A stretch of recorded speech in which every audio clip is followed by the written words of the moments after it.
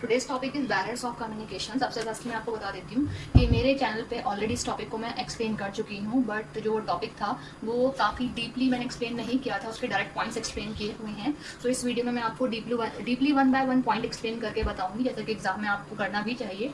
वैसे इंपॉर्टेंट दोनों, वैसे टॉपिक काफ़ी इंपॉर्टेंट है और ये भी ठीक है एग्जाम के लिए जो मैं आपको वीडियो अब अपलोड करूँगी। अदरवाइज जो मैं पहले आपको अपलोड करके बता चुकी हूँ वो भी ठीक है। एज यू विश आप किस तरीके से भी एग्जाम में अटेम्प्ट कर सकते हैं। तो चलिए डिस्कस कर लेते हैं हमारा barriers of communication.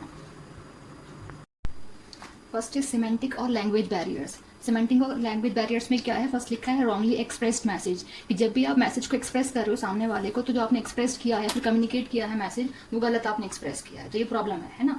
Next is faulty translation, कि जो आपने मैसेज को ट्रांसलेट करके बताया है किसी को, तो उसमें फॉल्ट है, कुछ करेक्शंस उसमें होनी है, तो क्या है वो होगा फॉल्टी ट्रांसलेशन, जिसकी वजह से जो हम इन्फॉर्मेशन ट्रांसफर करना चाह रहे हैं वो ठीक तरीके से ट्रांसफर नहीं हो पाएगी।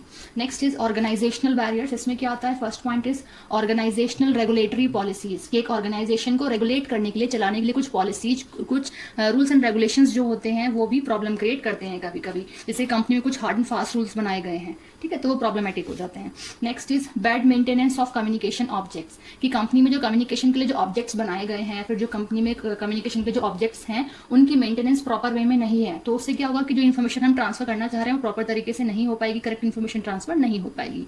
नेक्स्ट इज इमोशनल या फिर हम बोलते हैं परसेप्चुअल बैरियर्स। इसमें क्या है, लेस ग्रेस्पिंग पावर, कि जो कुछ पर्सन ऐसे होते हैं कि जिनकी कैचिंग, ग्रेस्पिंग मतलब कैचिंग पावर, कि जो उनकी कैचिंग पावर होती है वो बहुत ही कम होती है, वो बहुत मतलब एक पर्टिकुलर टाइम में बहुत कम चीज़ों को कैच कर पाते हैं। तो ये भी एक प्रॉब्लम है कि सामने वाले ने आपको बहुत कुछ बता दिया और आपने कुछ कम ही चीज़ें कैच की हैं। फॉर एग्जाम्पल आप मीटिंग में बहुत सारी इन्फॉर्मेशन आपको दी गई है, आपको आधी समझ में आई और हाफ आपको इन्फॉर्मेशन समझ ही नहीं आई, पता ही नहीं चला क्या बता दिया गया, तो ये प्रॉब्लम क्रिएट करेंगे। नेक्स्ट इज इमोशनल एटीट्यूड, कि जो आपका एटीट्यूड है वो बहुत ही इमोशनल है, इमोशंस आपके आड़े आ जाते हैं, इमोशंस आपके बीच में आ जाते हैं। उसकी वजह से क्या होगा कि जहां आपको जो इन्फॉर्मेशन सुननी चाहिए, समझनी चाहिए, वो ढंग से आप नहीं सुन पाएंगे, समझ नहीं पाएंगे, क्योंकि ओवर इमोशंस हैं आपके अंदर, है ना। नेक्स्ट इज इमेच्योर इवेल्युएशन, जब आप किसी चीज़ को इवेल्युएट करते हैं तो उसमें जो आपकी मेच्योरिटी है वो प्रॉपर मेच्योर आप उसमें नहीं हो, इमेच्योर हो आप, तो ढंग से आप किसी चीज़ को इवेल्युएट नहीं कर पाओगे, जज नहीं कर पाओगे कि आखिर क्या बताया समझाया आपको जा रहा है।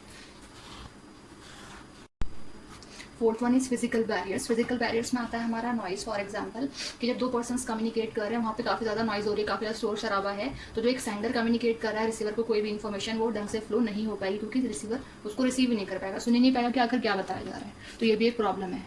नेक्स्ट इज डिस्टेंस, कि जब टू पर्सन्स कम्युनिकेट आपस में कर रहे हैं, दोनों के बीच में डिस्टेंस काफ़ी ज़्यादा है, जिसकी वजह से क्या है, जो सेंडर कहना चाह रहा है, बताना चाह रहा है रिसीवर को, वो हियर नहीं कर पाएगा।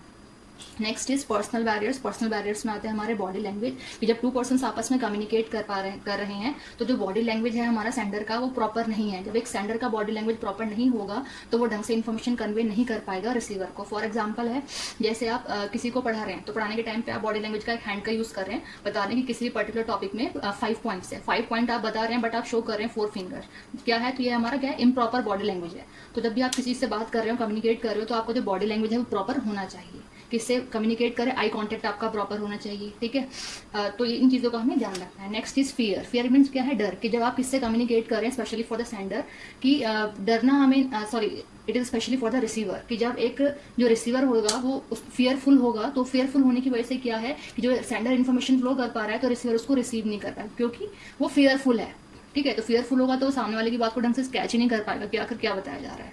Next is lack of interest, कि अगर एक रिसीवर का जो इंटरेस्ट है, इंटरेस्ट की उसको कमी है, इंटरेस्ट उसको मन ही नहीं है पढ़ने का। फॉर एग्जांपल है, पेरेंट्स हैं, स्टूडेंट्स को बोलते रहते हैं बेटा पढ़ लो पढ़ लो पढ़ लो, अगर बच्चे का इंटरेस्ट ही नहीं है पढ़ने का तो कितना भी पेरेंट्स उसको बोल दें, बच्चा बिल्कुल पढ़ेगा नहीं समझ में आएगा, ना ही मार्क्स गेन कर पाएगा। तो रिसीवर का जरूरी है कि वो इंटरेस्ट गेन करे किसी भी चीज़ के लिए, तभी उसको ढंग से समझ सकता है। Next is other barriers. Other barriers में हमारा जो भी कुछ बचता है वो हमारे अदर बैरियर्स में आते हैं। जैसे क्या क्या है इसमें लिखा है ओवरलोडिंग ऑफ इन्फॉर्मेशन, कि जब सेंडर को इस चीज़ का स्पेशली ध्यान रखना है, कि उसे ध्यान रखना है कि वो आखिर किसके सामने कम्युनिकेट कर रहा है, किसके सामने इन्फॉर्मेशन दे रहा है, कैसे उसके रिसीवर्स हैं, उनको ध्यान में रखते हुए इन्फॉर्मेशन फ्लो करनी है। फॉर एग्जाम्पल अगर आप नर्सरी क्लास में पढ़ा रहे हैं तो नर्सरी क्लास में अगर आप 1.5 से 2 घंटे का लेक्चर देंगे तो वो क्या है, वो उसका कोई यूज़ ही नहीं है। क्यों यूज़ नहीं है, क्योंकि वो छोटे बच्चों को कम समझ में आता है, कम टाइम में वो पढ़ सकते हैं, समझ सकते हैं, तो वहाँ क्या है, वो जो इन्फॉर्मेशन है वो ओवरलोडिंग हो गई है, उन्हें समझ ही नहीं आ रहा है क्या बताया जा रहा है। तो स्पेशली सेंडर को भी ध्यान रखना है कि रिसीवर कौन है, किन्हें वो इन्फॉर्मेशन दे रहे हैं, कैसे होंगे रिसीवर या कैसे हैं, उसके हिसाब से उनको इन्फॉर्मेशन का फ्लो करना है। एक्सेस नहीं होनी चाहिए information. Next is modern mechanical equipment, कि आज के टाइम में क्या है कि जो कम्युनिकेशन के लिए जो इक्विपमेंट्स आए हैं वो काफ़ी मॉडर्न मैकेनिकल इक्विपमेंट्स हैं, तो काफ़ी मॉडर्न जो मैकेनिकल इक्विपमेंट्स हैं उससे भी प्रॉब्लम क्रिएट हो सकती है। फॉर एग्जाम्पल अगर हम बात करें, हमें वीडियो कॉल करनी है, ठीक है, 2 पर्सन्स आपस में वीडियो कॉल करने वाले हैं, ठीक है। अब एक तरफ तो चाइल्ड है कम्युनिकेट करने के लिए, नेक्स्ट में क्या है कि किसी ग्रैंड मदर है, अब उन्हें नेट तो चला के दे दिया फ़ोन में, बट उन्हें पता ही नहीं है कि अगर व्हाट्सएप जो वीडियो कॉल है वो आई तो उन्हें रिसीव कैसे करनी है। तो क्या पॉसिबिलिटी है कि दोनों आपस में कम्युनिकेट कर पाएँ, कन्वर्सेशन प्रॉपर हो पाएगा? नहीं हो पाएगा। क्यों? क्योंकि जो मॉडर्न कम्युनिकेशन के टूल्स आ गए हैं, इक्विपमेंट्स आ गए हैं, उसका प्रॉपर यूज़ अगर हमें पता ही नहीं है किस तरीके से वो ऑपरेट होने हैं, तो यूजलेस है वो कम्युनिकेशन, क्योंकि वो क्लियर आउट नहीं हो पाएगा।